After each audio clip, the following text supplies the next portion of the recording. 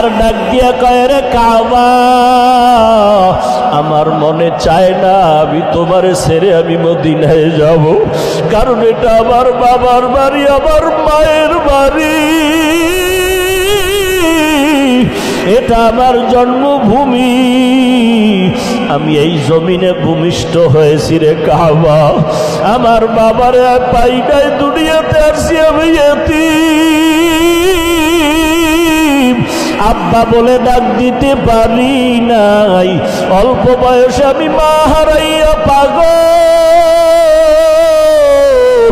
আমার মায়ার নবী বড় এতিম, মা নাই বাবাও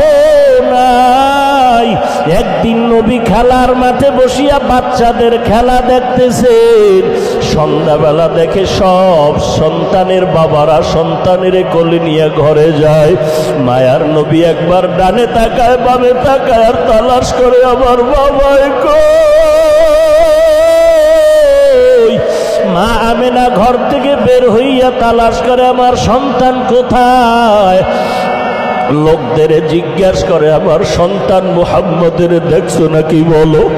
লোকেরা বলে একটা বাচ্চা দেখলাম কান্না করে আব্বা বলে, তবে কোথার তা ভালো করে জানি না। মা আমেনা দৌড়াইয়া দেখে আমার মায়ার নবী রাস্তার কিনারায় বসে বসে কান্না করতেছেন, মায়ার নবীকে পাইয়া কোলে জড়ায় বলে, চলো বাবা ঘরে চলো।